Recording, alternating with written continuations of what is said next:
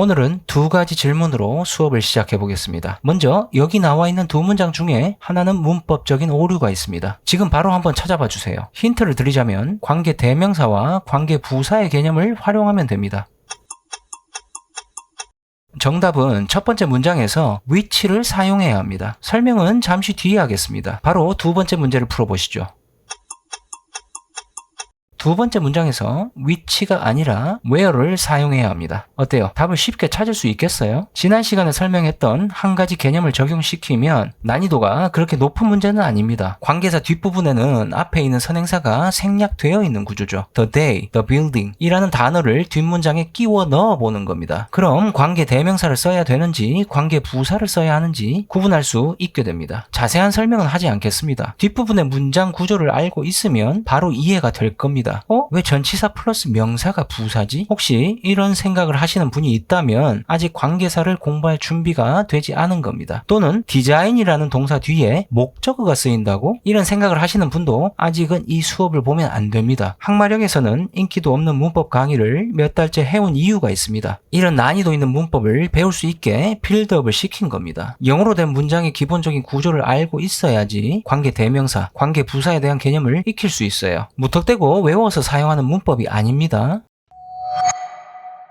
그래서 이 부분에 대해서 댓글로 물어보신다고 해도 드릴 수 있는 답변은 한 가지밖에 없어요. 명동형부 영문법을 처음부터 시청해 주십시오. 관계사 강의만 보지 마시고요. 근데 여기서 구조를 이해하고 있다 하더라도 납득하지 못하는 점이 하나 발생할 겁니다. The day라는 단어는 시간을 나타내죠. The building은 장소를 나타냅니다. 그럼 when과 where를 사용하는 게 맞잖아. 이렇게 생각할 수 있는 거죠. 아닙니다. 단지 앞에 나와 있는 명사의 뜻만 보고 판단하면 안 되는 거예요. 영어에서 명사의 뜻은 크게 두 가지로 나눌 수 있습니다. 사람이 아니면 사물이다. 시간, 장소, 이 모든 개념이 사물입니다. 와, 인간은 정말 이기적이다. 어떻게 인간 빼고 다 사물이라고 취급할 수 있지? 너무 당연한 겁니다. 언어는 인간이 만든 겁니다. 의사소통을 위해서 만들어진 도구예요. 인간 중심적으로 표현할 수밖에 없는 이유죠. 이 부분은 상식적으로 생각해도 충분히 설명할 수 있습니다. The building. 어떤 느낌이에요? 물건이라고 생각할 수도 있습니다. 장소를 나타내니까 무조건 where를 써야 된다. 그런 게 아닙니다. 문장 전체의 흐름을 보고 판단해야 합니다. 자, 그럼 이번에는 수준을 한 단계 더 업그레이드 시켜보겠습니다. 관계 부사는 앞에 선행사를 뒤로 보냈을 때 전치사 플러스 명사의 형태로 바꿔 쓸 수 있다고 했습니다. 자, 지금부터 잘 들으세요. 정말 중요합니다.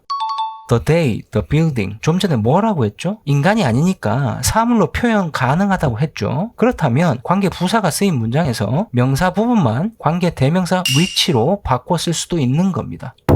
어때요? 이해가 되시죠? 이번에는 관계 대명사에도 이 원리를 적용시켜 보겠습니다. 이 예문에서는 사람이 선행사로 쓰였습니다. 어제 나와 대화를 나눈 사람이라는 의미죠. The person이라는 명사는 장소, 시간, 방법 이런 뜻으로 사용하는 관계 부사와는 전혀 상관없습니다. 그런데도 불구하고 전치사와 관계 대명사가 함께 쓰여 있습니다.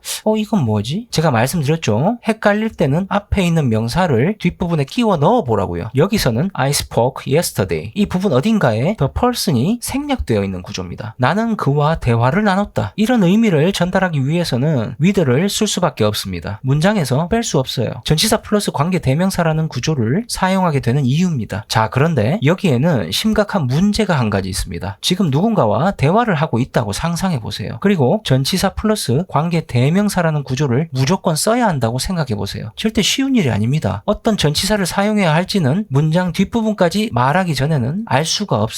중간에 전치사를 끼워 넣는다는 건 난이도가 엄청 높은 거죠. 아마 아직 와닿지 않을 겁니다. 예를 하나 들어보겠습니다. 뉘앙스가 다르지만 말하다라는 의미의 talk라는 단어를 포함시켜 보겠습니다. 관계 대명사 뒷부분의 내용이 달라지면 전치사도 바뀌어야 합니다. 그래서 대화를 할 때는 이런 표현을 쓰는 게 사실 어려워요. 뒷부분까지 예측해서 말을 해야 되잖아요. 자주 쓰이는 패턴을 외우고 있지 않은 이상은 미국인도 사용하기 힘든 겁니다. 문법책에서는 연설 혹은 문어체에서 이런 표현을 주로 사용한다. 하지만 대화에서는 잘 사용하지 않는다. 어색하다 라는 표현으로 가르칩니다. 그럼 대화에서는 전치사가 포함된 표현을 어떻게 활용할까요? 써야 하는 상황이 있을 거 아닙니까? 대화에서는 with를 관계 대명사 앞에 쓰지 않습니다. 뒤에 내버려 두는 거죠. 그럼 자연스럽게 대화에서도 활용하는 문장이 됩니다. 전치사를 뒤에 내버려 둔다고? 오늘 관계 부사로 설명했던 문장들도 이런 패턴으로 사용 가능합니다. 여기 나온 문장 모두 문법적으로 맞습니다. 전치사 전치사 on과 in 모두 관계대명사 앞에 쓰거나 문장 뒤에 써도 상관없다는 거예요. 근데 주의할 점이 크게 두 가지가 있습니다. 전치사를 관계대명사 앞에 쓸 때는 사람인 경우에 목적어 형태인 whom만 가능합니다. 이것도 외울 필요 없습니다. 전치사 뒤에는 목적어 형태의 명사가 오잖아요. 의문사도 목적어 형태가 있는 경우에는 그렇게 써줘야 된다는 거죠. 그리고 전치사와 that은 함께 사용할 수 없습니다. 혹시 지난 시간에 설명했던 예문을 기억하고 있습니까? that과 전치사가 분리되어 있으니까 사용 가능한 겁니다. 합쳐서 쓸 때는 which를 써야 합니다. 관계사에서 that을 사람, 사물 모두에 쓸 수 있다고 배우기 때문에 만능일 것 같은데 은근히 귀찮습니다. 이럴 때는 쓰고 저럴 때는 쓰지 마라? 헷갈리죠. 관계부사에 쓸 때도 마찬가지입니다. where, when, how, why 모두 that으로 바꿔 쓸 수 있다고 한국의 문법책에서는 가르칩니다. 그런데 이번 강의를 준비하면서 많이 당황했습니다. 예문으로 쓸 문장을 만든 다음에 확인 차원에서 항상 챗GPT에게도 물어봐요. 미국인도 자연스럽게 쓰는 문장이냐? 답변이 제 예상과 달랐습니다. where 대신에 that을 쓰면 awkward, 어색하다는 겁니다. 왜 그러지? 한국에 살면서 이런 설명은 문법책에서 본 적이 없습니다. 당연히 10년 전에 항마령 블로그에서도 where 대신에 that으로 바꿔 쓸 수 있다고 설명을 했죠. 그럼 내가 잘못 알고 있었나? 그건 아닙니다. 문법적으로 틀렸다는 게 아니라 좀 이상하게 들린다는 겁니다. 왜 그런가? 이유는 별로 중요하지 않습니다. 그럼 어떡하란 말인가요? 변명이나 하시려는 건 아니겠죠? 사실 관계 부사에서 that을 쓰느냐 마느냐 이 문제는 중요한 개념이 아니에요. 영국인, 미국인도 마찬가지일 겁니다. 구어체에서 즉 대화에서 관계 대명사, 관계 부사 모두 생략을 해서 사용하는 경우가 훨씬 많기 때문입니다. 이미 설명했었죠. that절을 목적으로 사용할 때는 주로 생략해서 사용한다고 했습니다. no 다음에는 목적어가 나와야 하는데 주어에나 사용하는 she가 나오고 있잖아요. 어떻게 주어가 두 번 나올 수 있지? that이 생략되어 있겠구나. 쉽게 알 수 있다는 거죠. 그래서 대화에서는 that을 빼고 쓰는 경우가 더 많은 겁니다. 관계사에서도 마찬가지입니다. 불필요하면 빼는 거죠. 대화에서는 관계사를 생략하는 구조가 훨씬 많이 쓰입니다. 이런 표현을 듣는 상대방도 더 자연스럽다고 느낄 겁니다. 처음부터 이런 말만 했으면 쉽고 더 좋았을 것 같은데요. 생략하는 법만 가르칠 수는 없죠. 먼저 기본적인 원리를 알아야지만 생략도 할 수 있는 겁니다. 정말 꼰대 같은 답변이네요. 맞습니다. 정말 뻔한 말로 들릴 거예요. 하지만 공부의 모든 원리가 똑같습니다. 그림을 그리는데도 적용됩니다. 30년 전에 KBS에서 봤던 외화 시리즈의 한 장면에서도 이 원리를 확인할 수 있습니다. Good Lord. It is not a religious drawing. No, I know, but you really can draw. Better than anyone alive. Don't boast. Why not? It's true. It's absolutely beautiful.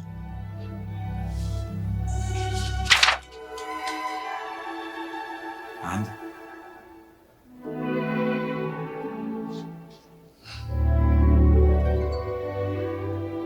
그림을 보면 아시겠지만 피카소의 작품입니다. 극 중에서는 그의 독특한 화풍이 아직 인정받지 못하고 있는 젊은 시절이 나오고 있어요. 거기서 어느 노부인의 초상화를 그려주는 장면입니다. 사실 내용은 정확하게 기억나지 않습니다. 하지만 30년 전 어린 제 머릿속에 한 가지 생각이 떠올랐다는 건 분명히 기억합니다. 피카소는 원래 그림을 잘 그리는 사람이었구나. 이게 바로 공부의 원리 그리고 생략의 원리입니다. 이번에는 생략을 다른 방식으로 해보겠습니다. 선행사를 빼는 겁니다. 뭐라고? 그게 가능해? 당연히 가능합니다. 모양을 한번 봐주세요. 어디서 많이 본 것 같지 않습니까? 의주동, 의문사절로 사용된 거죠. 영어 문법이 투부정사, 의문사, 관계대명사, 칼로 자르듯이 분리되어 있는 게 아닙니다. 실제로는 다 연결되어 있어요. 단지 언제, 어디서, 어떻게 연결될지 모르고 있을 뿐입니다. 자, 그런데 마지막 두 문장은 제가 아무것도 건드리지 않았습니다. 생략을 할 수가 없어요. 왜냐하면 선행사를 뺐을 때 해석이 이상해집니다. 다섯 번째 문장 같은 경우는 a pencil 이라는 중요한 정보를 전달하는 명사도 쓰였습니다. 그럼 빼지 않는 거죠. 에이, 그게 뭐예요? 기준이 없잖아요. 생략은 어떤 법칙이 아니라고 반복적으로 설명했었죠. 이 부분은 더 이상 가르칠 수가 없습니다. 여러분들이 직접 해석을 해서 고민해 보시기 바랍니다. 그럼 스스로 답을 구할 수 있을 겁니다. 피카소처럼요. 관계사를 생략할 때 주의할 점이 한 가지 있습니다. 문법책에서는 주격 관계 대명사는 빼지 않는다고 설명합니다. 이 문장에서 who를 빼면 안 된다는 거예요. 이것도 그냥 외우지 마시고 상식적으로 생각해 보세요. who를 빼면 어떤 문장이 되죠? 명사절 대시 사용된 전혀 다른 문장이 되어버립니다. 그러니까 주어가 생략되어 있는 구조에서는 쓸 수가 없는 거예요. 아시겠죠? 무턱대고 외워서 쓰지 마세요. 오늘은 이해를 해야 되는 강의입니다. 이번 강의에서 설명을 할까 말까 고민했던 내용이 있습니다. 헷갈릴까봐 아예 얘기하지 않으려고 했어요. 하지만 영어를 계속 공부할 거라면 무조건 알아야 되는 패턴이라서 마지막으로 이것만 설명하고 끝내겠습니다. 동격절 대시입니다. 사용법은 관계사절과 비슷합니다. 뒤에서 앞에 선행사를 수식하는 구조예요. 그런데 형용사처럼 쓰인 게 아니라 명사처럼 쓰였다고 가르칩니다. 이게 뭐지? 관계사절과 가장 큰 차이점이 하나 있습니다. 두 문장의 차이를 아시겠어요? 동격절로 쓰일 때는 완벽한 문장 구조가 나옵니다. 반면에 관계사로 쓰일 때는 뭔가 생략된 구조가 나오는 거죠. 그래서 둘을 문법적으로 구분해 설명하는 겁니다. 명사와 형용사로 말이죠. 왜 명사냐? 여러분이 실생활에서 사용할 때는 중요하지 않습니다. 형용사처럼 쓰인다고 생각해도 전혀 문제가 없어요. 그래도 원리를 말씀드린다면 동격절이 쓰인 부분만 추출해서 설명이 가능합니다. 그 결정은 그가 CEO에서 물러날 예정이라는 것이다. The decision과 he would step down as CEO는 같은 의미란 겁니다. 문장의 이 형식은 기억하시죠? 주어와 보어라는 개념으로 인식을 하면 명사처럼 쓰인 게 맞습니다. 추가적으로 팁을 몇 가지 드리자면 동격절에서는 that을 생략을 하면 안 됩니다. 관계 대명사로 쓸 때와는 다르죠? 여기서 또 고민될 겁니다. 그럼 둘을 어떻게 구분하지? that 뒤에 완벽한 문장이 오는지 아닌지 항상 체크를 해야 되는가? 그건 아닙니다. 일반적으로 동격절 앞에 쓰이는 명사는 추상적인 명사가 옵니다. 실체가 없는 뜻이란 거예요. The fact, the belief, the truth 이런 명사들과 자주 쓰입니다. 그럼 뒤에 완전한 문장으로 쓰는 게 자연스러운 경우가 훨씬 많은 거죠. 한국어로도 마찬가지입니다. 나는 그녀가 나한테 키스하고 싶다는 사실을 알고 있다. 추가적인 설명은 필요 없으리라 봅니다. 한국어로 이해를 해보세요.